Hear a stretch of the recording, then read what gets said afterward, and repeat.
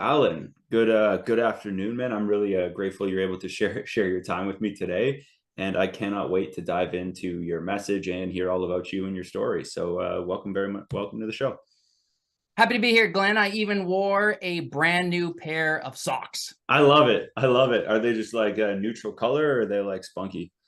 Puma Costco special. Let's go. Right on. All right, man. So with all of that, I want to kind of dive in so people can get a hold of kind of understanding of how you are and your story a bit. So take me through kind of your timeline of your life as of the beginning of kind of your transition leaving post-secondary, and kind of walk us through to now, and then we can kind of go back full circle, if you don't mind.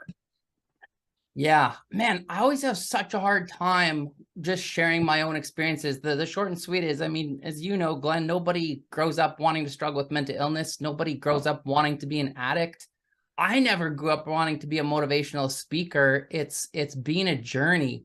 I grew up in a smaller community and I excelled in athletics. I excelled in academics, and the world was always just my stage. I hid behind my smile. As Mm, a young man, there was no other older men who I could look up to who embraced vulnerability. You know, when I interesting. was in pain, when my challenges with mental illness began in grade 8, I just suppressed it as so many young men do because I didn't know what to do with that pain. Right. And so I just masked it, and I continued to basically just suffer in silence until things really hit a head early 20s. And I think often for men, it's someone else, isn't it, who kind of pushes us to go get help. We know that we need help, but Hmm. my walls were up for so many reasons. And when I actually was finally able to meet with a formal counselor, it was the start of a pharmaceutical journey. I mean, Wow. man, I think I was put on a combination of 12 different pharmaceutical pills in 6 years. And I was hit with every kind of label from all the psychiatrists. Yeah. And my coping mechanisms was everything from self-harm. I was a compulsive gambler. I lost everything to that. I was Wow. an alcoholic. And you know, for the most part, Glenn, I was functioning. Things I don't know, you know, we hit those forks in the road so often, don't we? Where you realize very quickly, oh, okay, if I want something different, I should probably do Something something different. different. Yeah. And I would say for me, one of those moments was when I was teaching. I was teaching a special ed class at a junior high school, and my body just said, we're out, not doing this anymore. And I had walked out of the classroom after teaching, and I just fell, Glenn. I just Jeez. fell in the hallway. Just And collapsed.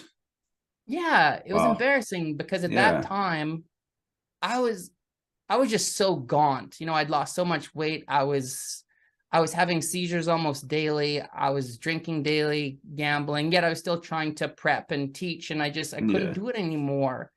And lying there with all my students, you know, peering over like, Mr. Yeah. K, you okay?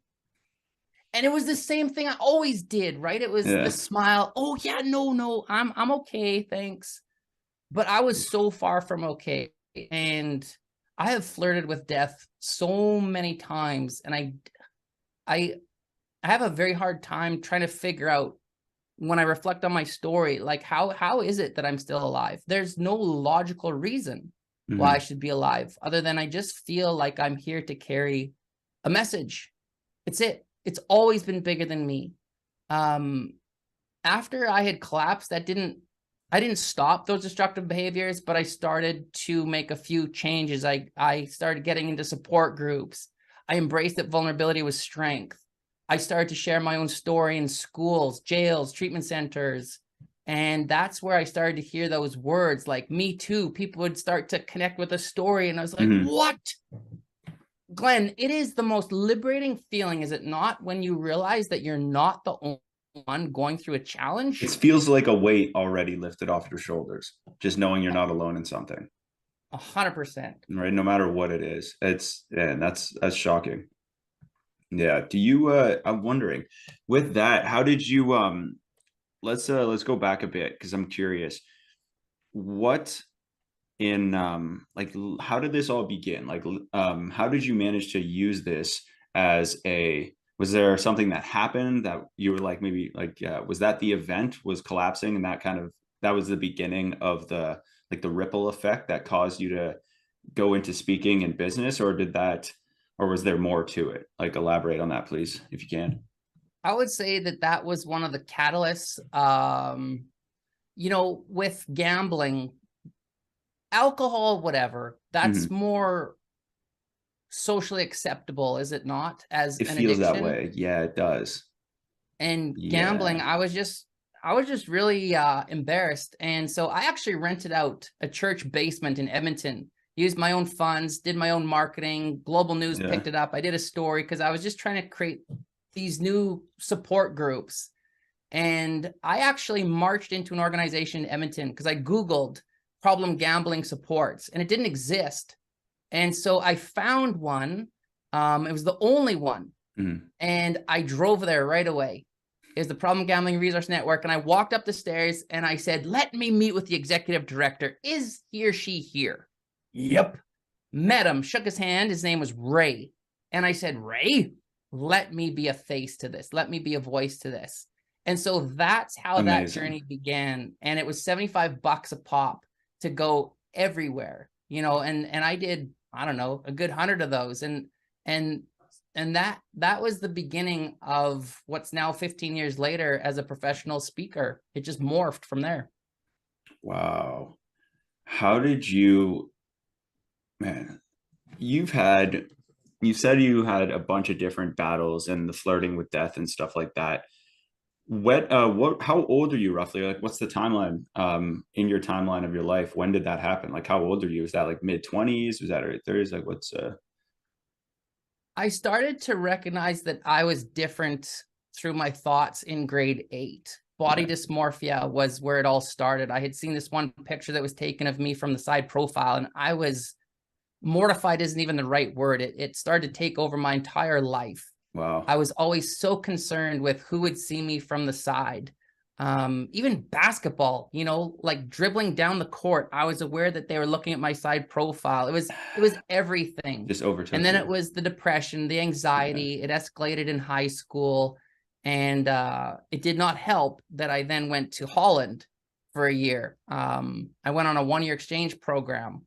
And you take a kid from this conservative environment and you put him in Holland, and that's where, I mean, it was the rave scene. It was hanging out with the gangs at Amsterdam yeah, Central Station.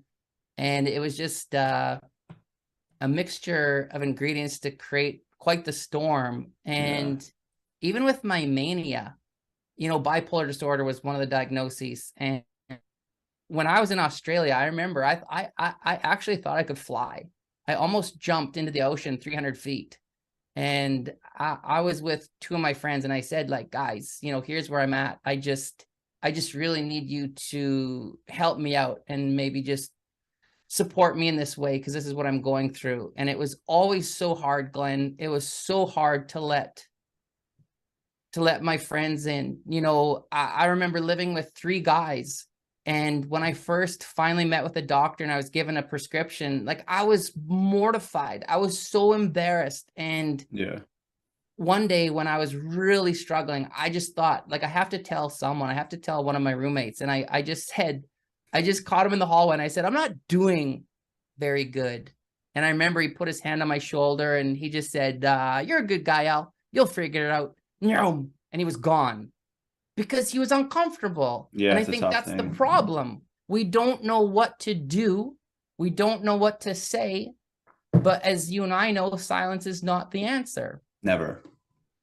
It almost has more of like a detriment than it does, like it's not like it does nothing, right? It's like, oh, they didn't answer, so it means, or they didn't have an answer for you at the time, so it means that they didn't, that won't do anything. It's like, no, that actually has an effect as well, right? Because it's almost, well, now I am just pounding in the fact that I am alone, or I am alone in this, or now, oh, we'll reach out for help, and it's like, yeah, but then you're met with that, which just reiterates what we're talking about, where it's difficult to find help and difficult to talk to people about that. How have you made it more of like, I know it's an uphill battle, but how have you made it more of like a norm in your life to kind of, or implement with other people in their lives even, and teach them how to make it kind of a normal thing to talk about and make people more comfortable? Is it just talking about it more openly often, or is it just a strategy you'd use to tell people like, oh, this is the importance, or how do you kind of push them in the right direction to do that? I feel like the greatest thing that we have, the greatest thing that we own is our story. Mm-hmm. There is not a single thing, in my opinion, that's more powerful than someone's story. There's nothing that's as sacred as someone's story. And it's the story that helps us to shatter that stigma associated with mental health. So for that reason, whether it's my own story or using the story of others, the last book that I wrote on men and mental health, it was fascinating to see how that was able to reach numerous men. And it's the permission piece. Yes. Mm-hmm. It's like, damn, if they can go to that place, then maybe I can too, because vulnerability will always breed more vulnerability. And it's like, I was speaking at an event a couple of weeks ago. It's oil and gas. So this is often that culture where we don't talk about Yeah, it's our tough. problems. Alcohol is the go-to. And I got an email last night from this young man who says, my dad saw you speak and he thought maybe it would be good for me to reach out. I've never reached out before. This is my cry for help. I don't know how long I can do this anymore. Wow. And it's like, that's why we do what we do. Silence is never going to be the answer. And if we can just share some of our experiences, it is phenomenal to see the implications. And you know what was really surprising, Glenn? When I conducted all those interviews for that last book on men and Yeah. mental health, the common theme was this. Every single guy said that when they were finally able to reach out to a person of trust, they did not feel as though they were judged. Rather, it was the opposite. They were met with compassion and Yeah. even love. Like, what I'm saying is, we are often our greatest barriers, right? Absolutely. Oh, absolutely. You kidding? For sure. Yeah. Because it's all stuff we make up in our head, right? Like you said, it's the fear of being judged or not knowing who in your life or how to even approach somebody, right? How do you go about, you just, it's back to your original point of like the making it as like sharing the story and making it relatable, or making it just bringing that message and just sharing that as much as possible though, so excuse me, sorry, as possible, so that people are able to message you or reach out and find ways and go, oh, well, Allan's gone through all these things and he knows hundreds of people with their own unique story facing similar issues. And they're able to open up and share these things with people and ask for help and be heard. Then then maybe I can too. Now, what I'm kind of curious though in that is, do you have like any like with the strategies, like do you try to find, like, how do you implement? Is it like a step by step, you're like sharing, okay, this is like how we can do this when you work with people, or is it more just a cookie cutter version and it's like you're able to kind of one solution fits all, or how do you approach solving these issues with the men, yeah, as individuals, right? Like, so like outside of the speaking, when they approach you in the follow-up, because I imagine the follow-up's what really makes the difference. The speech kind of gives them empowers them to reach out, whether that be to you or other people. Where does it go from there? Like, how does that take me through what a success story would like looks like? It could be from either an example or from what it looks like ideally. I think you touched on it before, Glenn, when you said we just want to be heard. Mm-hmm. I think that sometimes we talk way too much, and elders always remind us that we have 2 ears and 1 mouth for a reason. Yeah. To be an active listener is powerful. A lot of people will listen to respond. They don't listen to listen. Mm-hmm. And so the biggest thing for me is creating that space where those individuals feel as though they can just speak openly without being judged. And if we can just zip it and allow them to speak, then healing will take place. The definition of healing is very simple for me. The more that the darkness gets out, the more room you will make for light. There is a reason why people always say, man, after talking to you for 5-10 minutes, I feel better. Well, of course you feel better. Why? Because you got what was on the inside out. Yeah. It's like you talk for 10 minutes. Yeah. It's interesting. You say that. And to your point, I had a friend of mine like a couple weeks ago.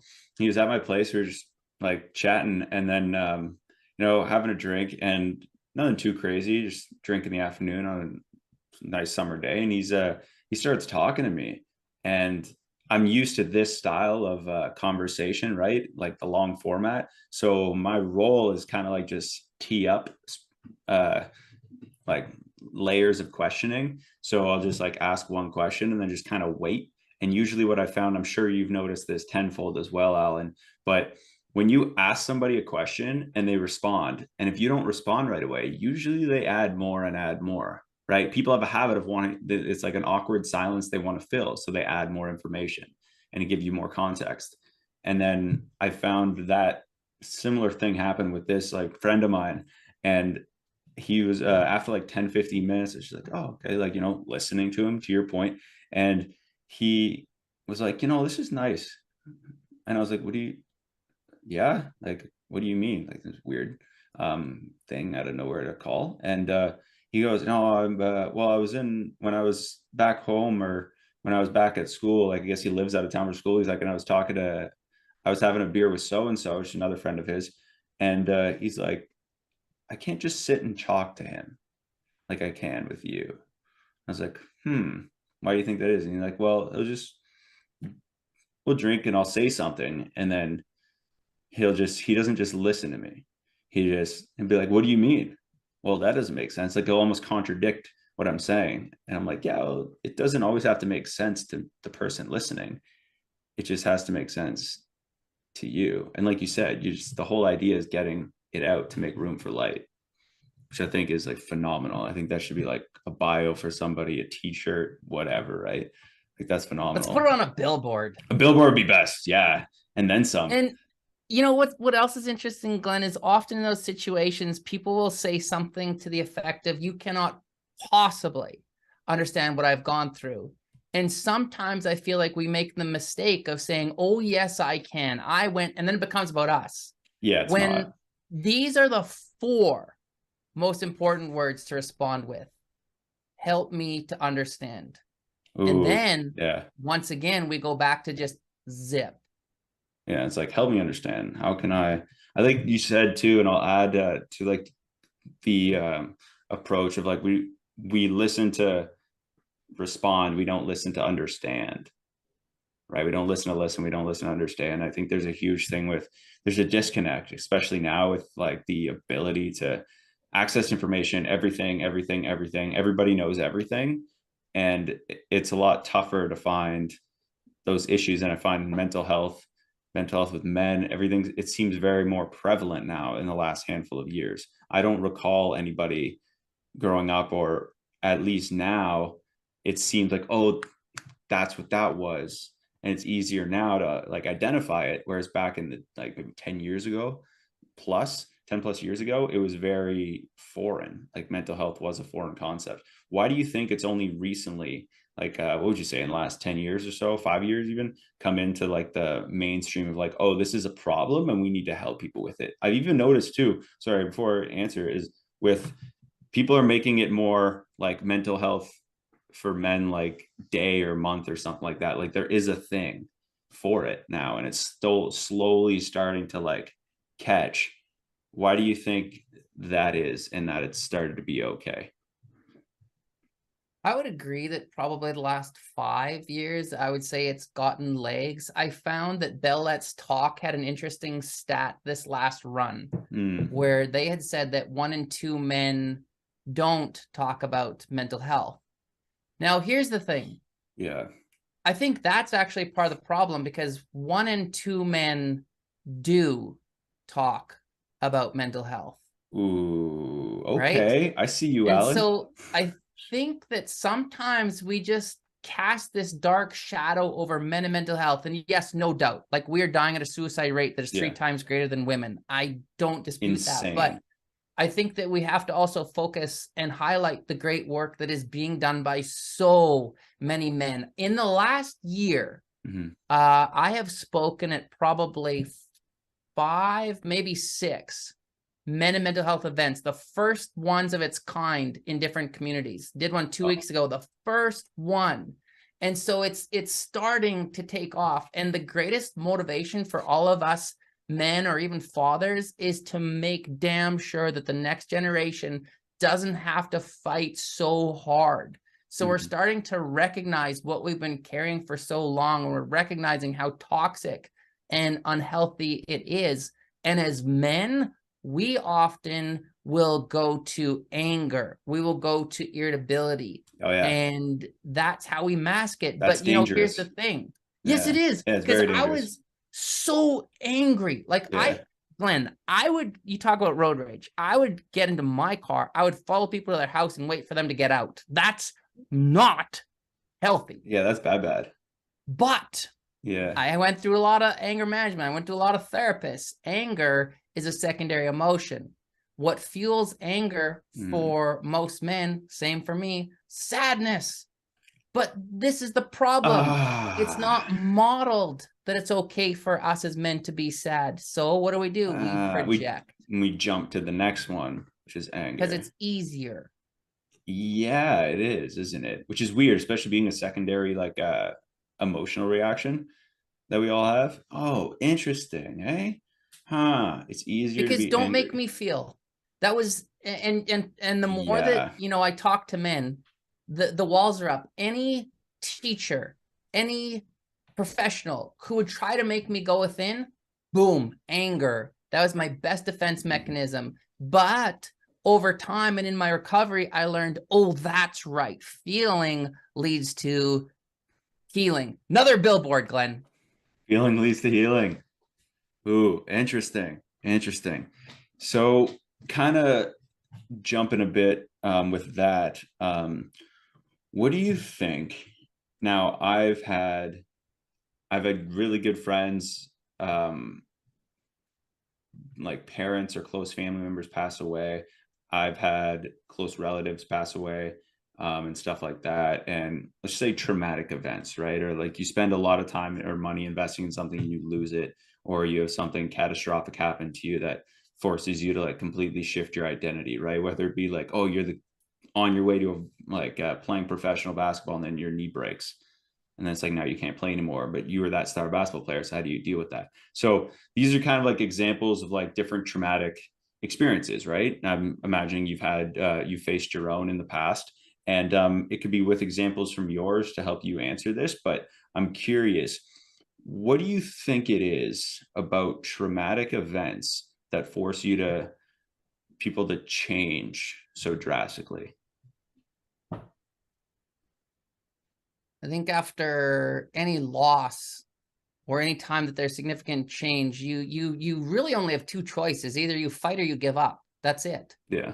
And the third book that I wrote was called Born Resilient. And I really wanted to figure out, why is it that some people choose to fight? And why is it that other people choose to give up?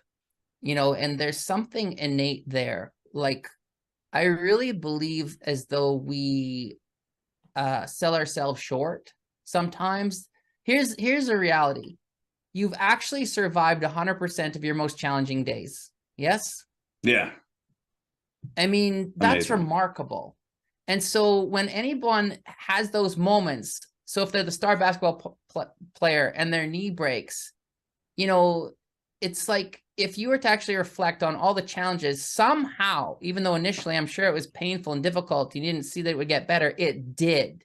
Hmm. And that's the hope piece. Because without hope, we're hooped, you know.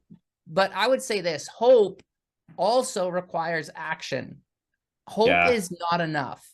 And here's an example for me. I mean, you can't run from self. I tried. I literally ran around the whole world. And in 6 years, I moved 12 times. 12 Wow. times. The constant was that every single place I moved to, I hung up a picture. It was a sunrise, and it was an African proverb. It said, no matter how long the night, the dawn will break. And that Ooh. the reason I hung that up is because I always said, like, there just has to be more to life than this. There just has to be. There Mhm. is no, I'm not religious. I was raised very religious, but I'm very spiritual. Mhm. And in my mind, there is no way that the creator would put me through this absolute hell if there was not some greater purpose. And so that Interesting. was my piece that I fought. And it was a slow evolution, but I would say this: when I was able to find my voice, I found my power. When someone is able to speak about their pain, they will step into their power.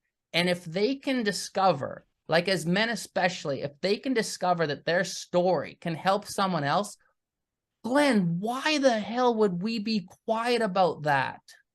No, absolutely. There's so much, oh man, there's so much. I love that. I love that. Like there's so much power behind using what we've gone through as kind of a projection of just what we believe in and how to get through difficult things. I have a very good friend of mine that kind of looks at things in like traumatic events, and he kind of sums up things well like this, where he's like, oh, somebody's like, how are you coping with the loss of so and so? And I agree with him on this, which is why I want to bring this up. And I think I'm curious your 5 cents on something like this is he goes, it's, I don't like the idea of coping because I'm not coping with my issues. I'm building from them, or like using them as like a tool of, okay, I got through this thing now. So this now, like this won't break me. And then it's you're building resilience, like you said, referring to your book.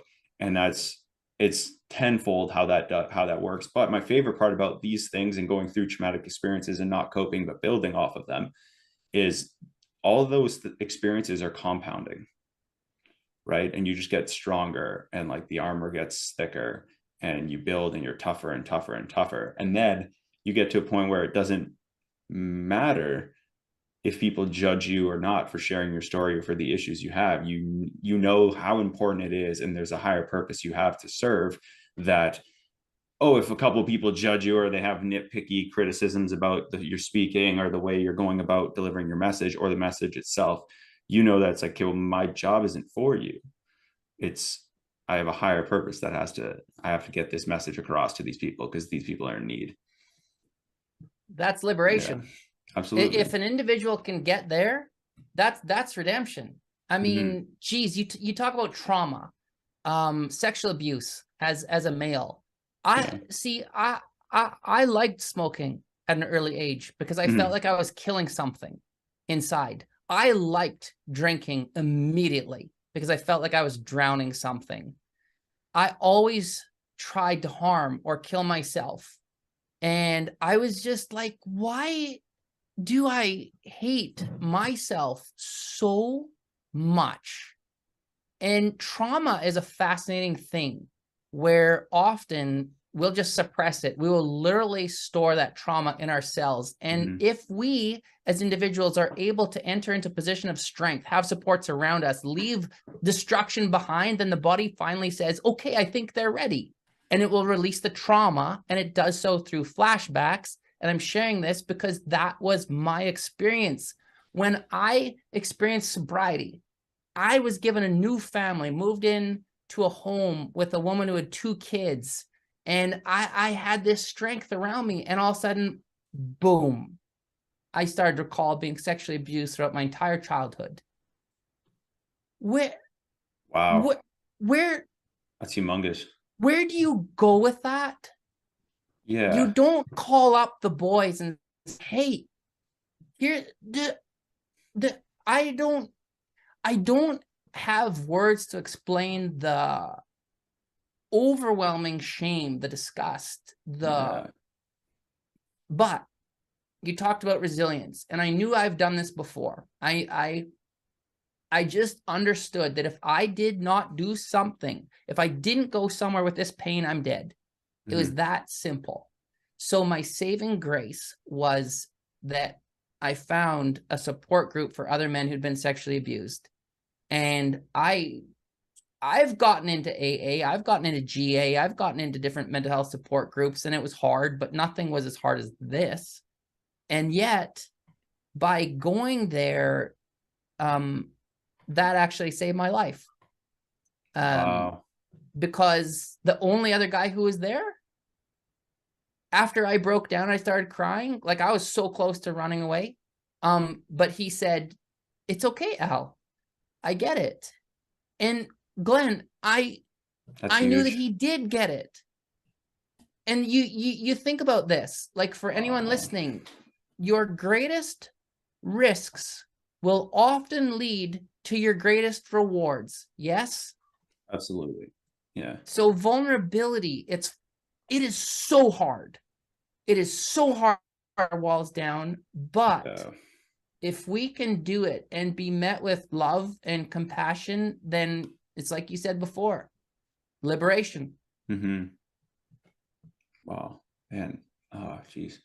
How did I love that. Like that's intense, but it's powerful. Especially the gentleman didn't say much, just enough for you to reassure that thing we started talking about in the beginning, which is like reassuring the fact that, hey, no matter how scary this is, I'm not the only one jumping out of the plane.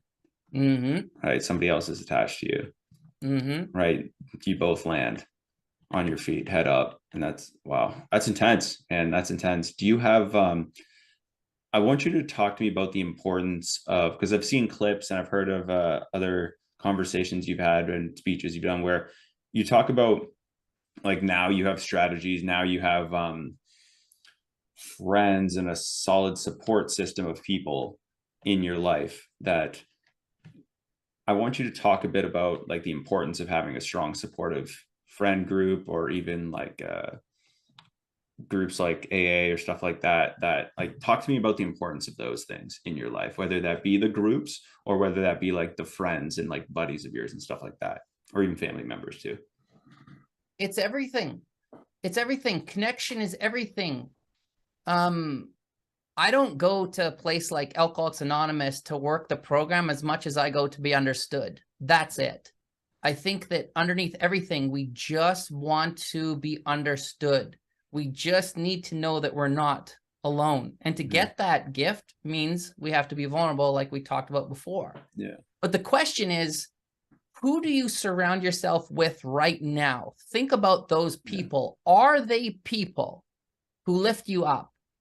Or are they people who bring you down? Because often it's the crab in the bucket mentality. If they see you succeed, and especially when it comes to drinking, you know, when I look back, when I was active in my addiction, when I was living in Edmonton, like Glenn, I had zero friends, zero. The guy who was supposed to be in my wedding party couldn't make it because he had to go to a poker tournament. I mean, that's where I was. And so in order for us to be well, I think we have to cut ties often with certain people, right? We have to set boundaries. We have to advocate for ourselves because nobody else will. And that was hard for me. My circle is very small, and it's very small intentionally. And I'm really fortunate to have a partner who often will see signs in me before I recognize them when I'm starting to struggle with my mental health. Amazing. And she encourages me to act on the resources available. But the number one thing for me, there's a really good line from an elder who I talked to, and he says, it's okay to let the bird in your mind, but do not let it make a nest. I like that. Because where I get into trouble is I live in my head, and I will then isolate, and I will withdraw, and our brains can be the best thing, or they can be like even this morning, it was horrible. It's it just starts, the cycle starts, and any little thing that can be used against us, our brain just boom, boom, Oh boom, and yeah. it's a lot. It latches It's a on. lot. Jeez. So if I sit with that and if I don't put a voice to it, I'm in trouble very quickly. And I think that as men, it's learning that it's okay to make the call. Mm-hmm. I think also there's a lot of guys in our life who will say, call me or let me know what you need. But you find out very quickly, yes, who will really make the time. Mm-hmm. And those are the ones who are few and far between. But if you have even one, you're good. And if you don't Huge. have the person, pen and paper, that was my best outlet forever. I Ooh. used to Yeah. write and just write. And the whole point is what's in here has to come out. It Yeah. has to. And then I would burn it because I just didn't want people to read it. Ooh, interesting. I like that second step where you would, yeah, I like that. I've done the writing down. I've never, like, especially in school when I was in college and I didn't have like that trusted group yet.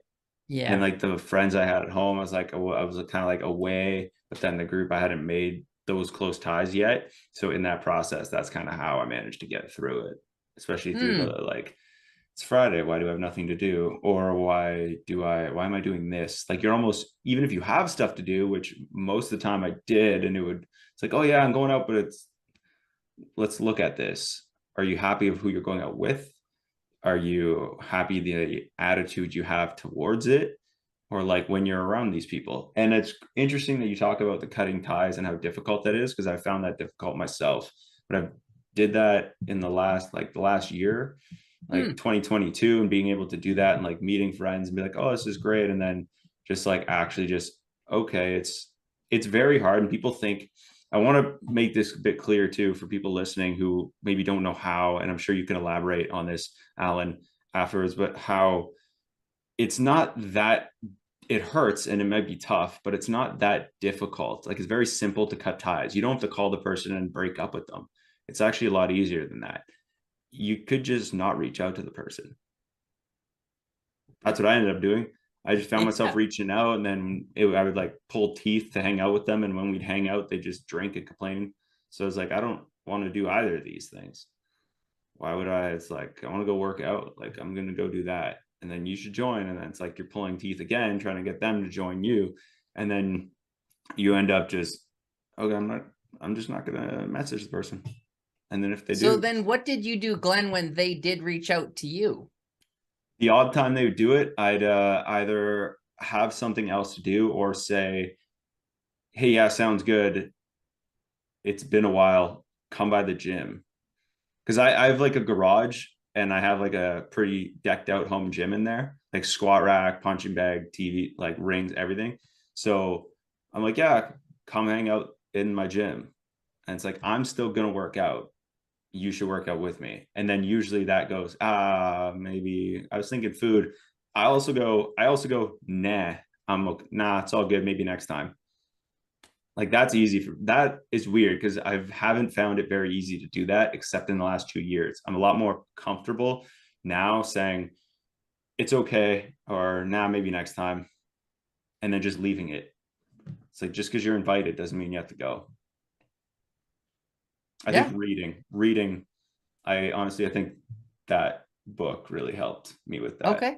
Just like, hey man, just it's okay to not be invited. Or if somebody says no, it's not the end of the world. You don't have to take everything so personally. And that's just it, Yeah. looking at it objectively and just self-interest ahead of everything else, and then or your best interest, I mean, ahead of everything else, and then going with that. That was kind of what happened with that. Nice. Simple, Good for simple but you. difficult. Thank you, Allan. It was yeah, it was tough at the time, but very simple looking back. It's always that first one, yes, or the first few. And then Yeah, you realize over time, yeah, easy. not so bad. No, not at all. I'm sure you've had to do that in the past. Like what was that process like for you, like kind of discovering the confidence and gaining the confidence to even do that? We teach people how we want to be treated, yes? Yeah. And I have also had to cut ties with family sometimes. And That's a tough one. sometimes it's interesting. actually, Tanya, my wife and I, we had started a book. It was called Get the F Out of Family. And, you know, I did the That's whole funny. TV, I did the radio, and I was seeking stories because who can't relate to that? Oh, everybody. But why is it that we tolerate certain behaviors from people just because they're family? And it's just an extension of valuing self.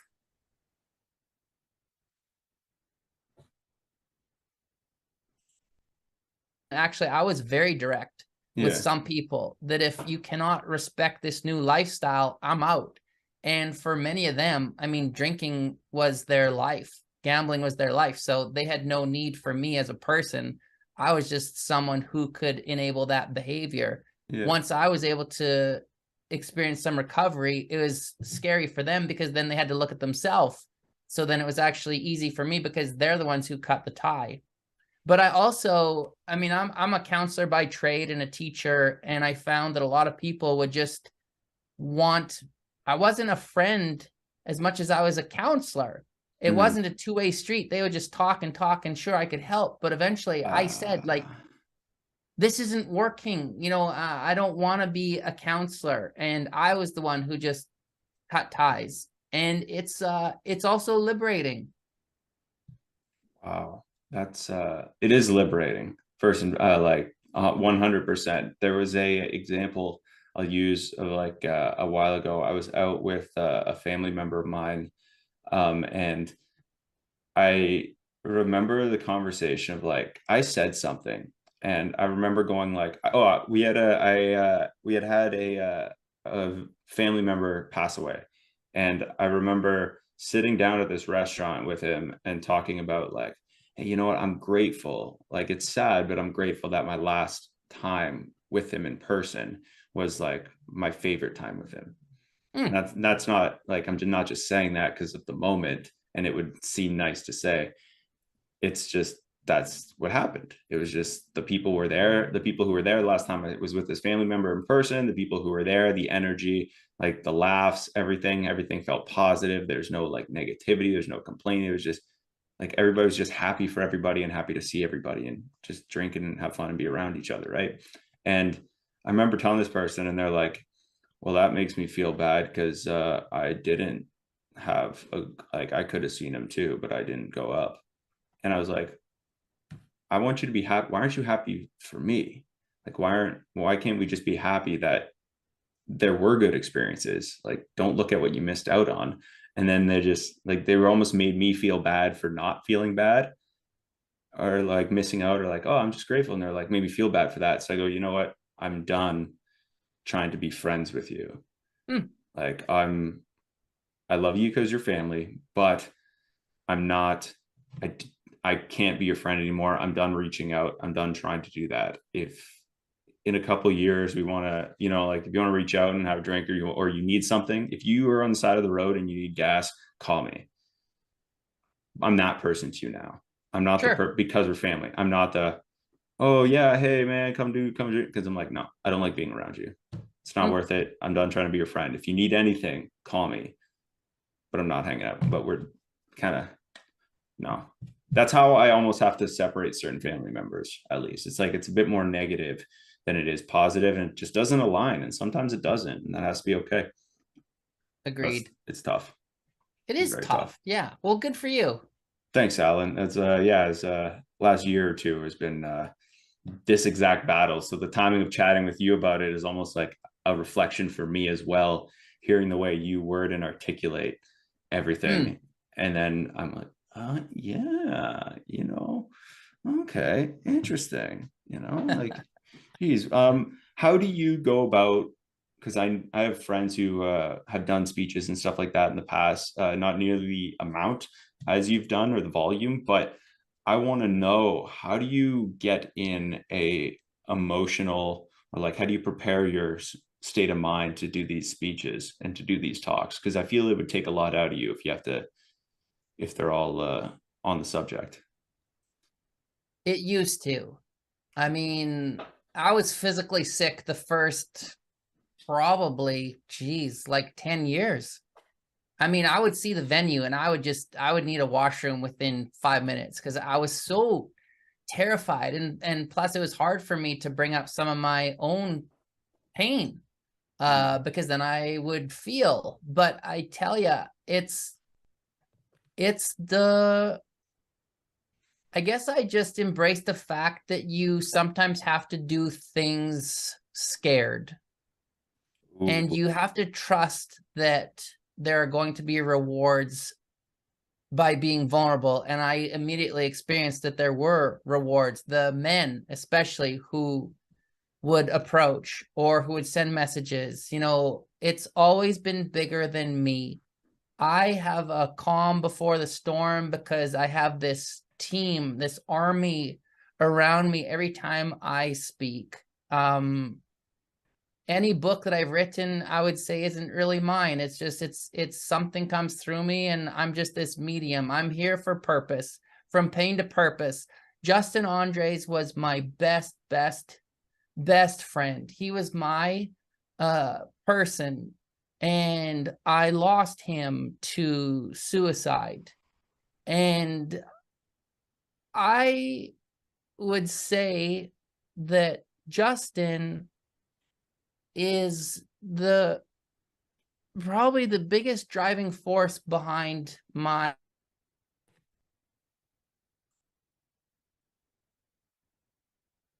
to him today than probably when he was here physically. The veil between the physical and spiritual world is so thin. And mhm. so for me, it's just tapping into that spiritual connection, which, 15 years ago, I would have had a hard time listening to someone say that, but that's the truth for me. It's much, much bigger than me. I'm this small little piece in something. And I just ask to be used every day. I just ask to be used. That's amazing. Yeah, wow. That's uh that's quite the event. How old were you in your life when that happened? When Justin passed, Yeah, if you don't mind.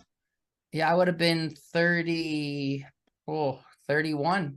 And I mean, Oh, we we were the same.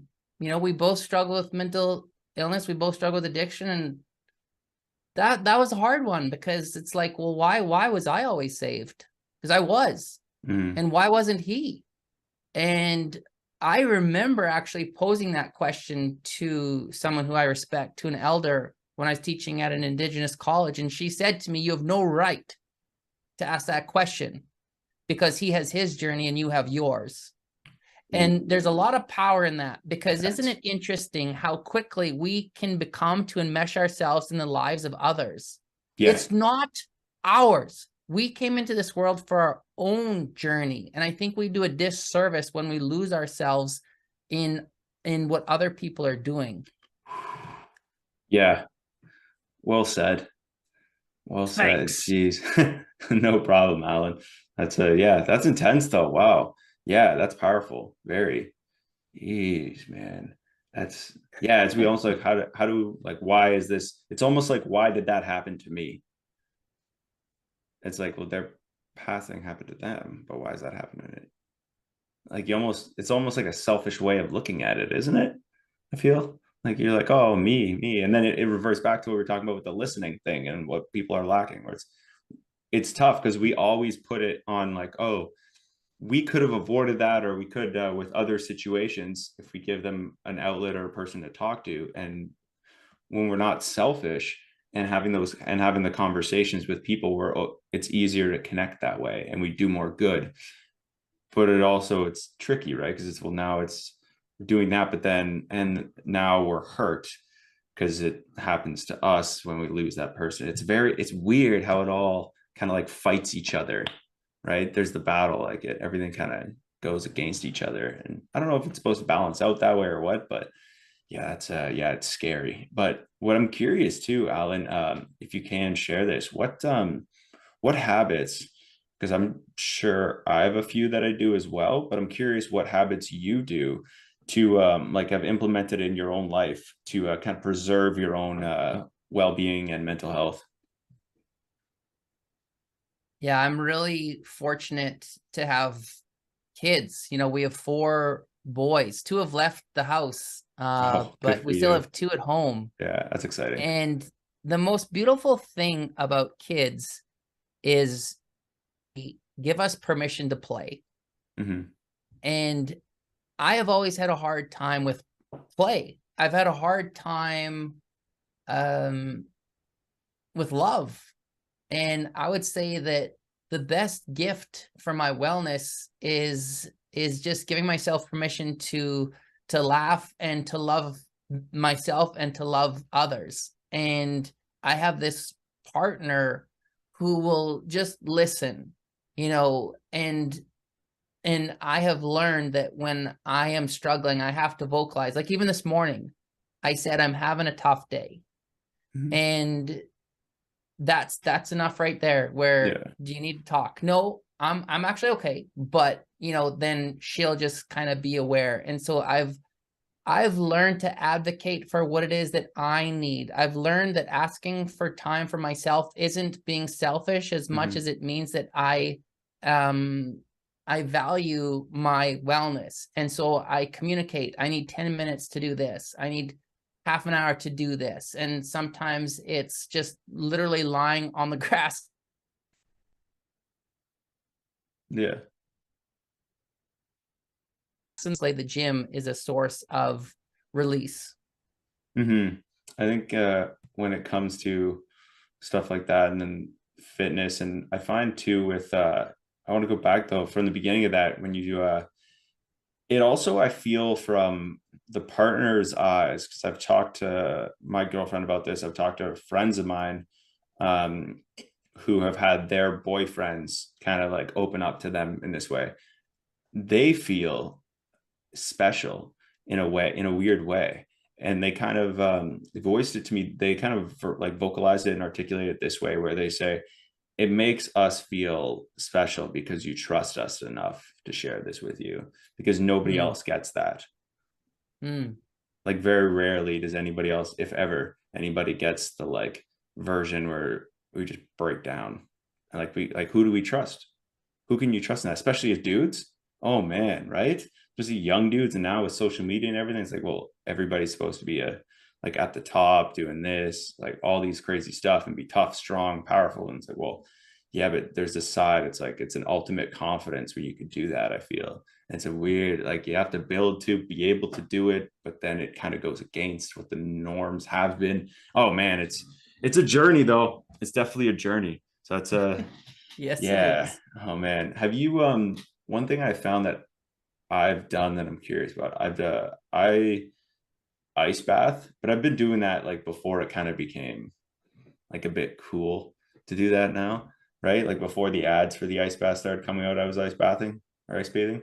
So I found that one's really good. I found the gym, like fitness and training that hard and being able to kind of almost one thing too, like I was fishing the other week. That one's a big one. Just not Hmm. being anything that's not where I need to be on my phone or I can easily pick it up. Right. It's like you're forcing yourself to go disconnect that way. And I find disconnecting has been like the beginning of a different like realization in my journey is like, okay, as soon as there's one time I had like a really weird, we were like losing a bunch of money in the business a couple of years ago because like a client didn't want to pay. And so we were going through all that. So it was stressful. And I was like, we were like depressed because we weren't going to like get paid that week. And it was a tough time. But what we ended up doing is I was like you said at the beginning of this show, where you're like, you said something like, if you want to make if you want to see a difference, you need to make a change, right? Something along those lines. And I was like, you know what? I'm just going to delete all my social media Hmm. for a week. Nothing crazy, just Monday to Friday, not even 7 days, and just see what happens. And then I start off my week, no social media, and I would grab my phone and open it and just click on the screen where there's no button, no icon, Alan, because it was all Yeah. gone. So I'm like, it scared me at first. And then as I got used to it, the anxiety went away.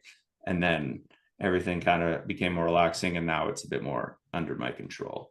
And so I found that one for me has been the biggest one is like every now and then I just, no more social media for a bit. Seems to work out. Good for you. Yeah, that detox from social media. Yeah, it's huge. It's huge for sure. So tell me kind of a bit about the books you've written. Tell me kind of like how, what I always curious about when I talk to authors and stuff like that is, where do you draw inspiration from? Is it like one system and it's just different topic for you? Or I know different people are like based on stories and their families and stuff like that, but talk to me a bit about that, like the inspiration. It's pretty weird, Glenn, and I really mean that it's always been bigger than me. Like I had no intention on writing any of these Mm-hmm. ever. Here's an example. The book on men and mental health. The I was shoveling the driveway, and honestly, it felt I actually thought someone hit me in the head because it was like a right on the back, and the whole book went. And I actually threw my shovel in the snowbank, and No way. I ran inside, and I grabbed the laptop that's sitting right here, and I Yeah. just and I'm not a vision kind of guy, but Yeah. I shit you not, that night there was, or maybe it was the next night, there was this long line of people, and they're all handing me this piece of paper with writing, and I realized, oh, they're handing me their story, and then I realized these are all men, and I was like, Oh, oh, this is supposed to be a book for men and mental health. From idea to book in hand, 10 months, yeah, that's like quick, quick. because the men just appear, and that's what I'm saying. Like it might sound Wow. funny, but it's always been bigger than me. The difference is I I I find it interesting that a lot of authors are so excited, as they should be, to get that first book in hand, to open up that box. Glenn, for me, it was shame. It was always shame. There was never excitement. It was like, who the hell am I to write this book? I almost threw out that first book that I wrote Wow. in the garbage that was right beside me when I got it in the mail, because I have just really struggled with value, and it's sad, because what a waste. And Mm. even now, like, I mean, I did an event in Halifax, I think it was like 2 weeks ago, and they all bought the books. There's a couple hundred people who want me to sign the books, in my head saying like, what the hell's wrong with you? Why would you waste your money on this book? Why would, and it makes no sense, but it's, Yeah. that's my stuff that I got to work through. Interesting. Yeah. Wow. Okay. Geez. Now, with these stories, what I want to ask you, do you reach out to people? Do you put it out there? How do people find out that, or how did the men come to you? How do they find out about that? Do you just put like a call out? You're like, hey, everybody. Yeah, for that book, I did a call out. I think I probably went on some local news stations. I think I probably went on some radio, and I also knew a few people, and it just came together so fast.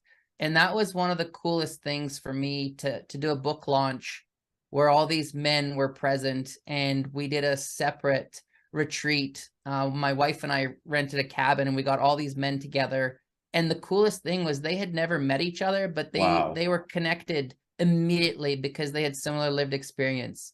And just to witness that, and to get the emails, not on a daily basis, but almost, from people who've read it and how they connect to it. I mean, that's why I'm here. That's it. Just the connection piece. I love that. I love that, man. That's really cool idea that you did. Like that's really cool Mm. that you did that. Like you brought them all together and they hadn't met before. Was that before or after they had all read like kind of the book? Nobody had read it. It was the first time that I put the book in their hand, and my friend Simone, she's an Indigenous artist, and I made a custom print just for them with men surrounding each other. So Wow. I handed out this custom print that only they have along with the book, and so they had it for the first time before we did the actual launch. That's incredible. Wow, that's so powerful. Wow, I can only imagine how they like what that experience must have been like for them. Yeah, Jeez, that's so cool that that you got to create that. Man, that's interesting. You like find you see yourself as like a medium or like a beacon to share these stories or help other men. Wow. Man, that's insane. Do you do you have any kind of final either piece of advice for men dealing with mental health, or things that we can kind of, like a message that kind of encompasses everything we talked about today, that you want to share before we conclude? I think that it's kind of what the tattoo on my throat represents, you know, JA, Justin Andres, traced over his initials, because that was my reminder. Like, when life gets tough, you got to talk. You have to let people in. It's okay to be vulnerable. And I surrounded that with the Phoenix, right? Which is all about right Mm-hmm.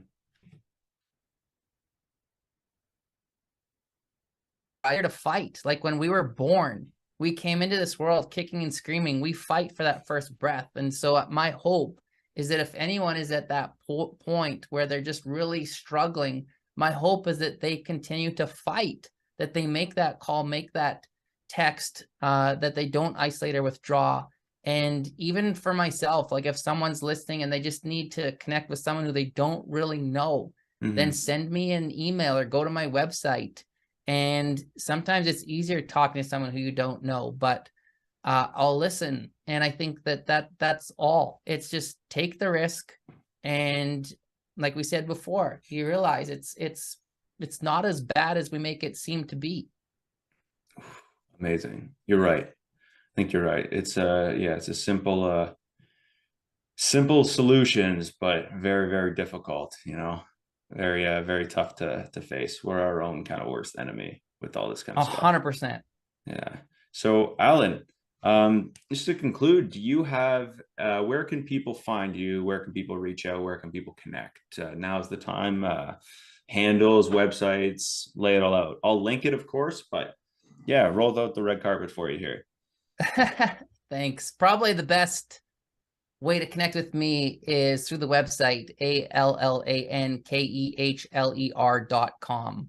And that'll have everything. Otherwise, just good old Google. But like I said, if I can be of assistance, then please feel free to connect with me. Amazing. Allan, thank you very much for sharing with me and with the audience today. I'm grateful for your time, and I'm very, very happy that you were able to talk to me and almost give me like a bit of a self-reflection, and like allow me to use your stories to get myself thinking about the past and how I've dealt with these issues as well. So I'm very much thankful for your time today. So thank you very much. Beautiful. Well, I appreciate you. Thanks, Glenn. Right on.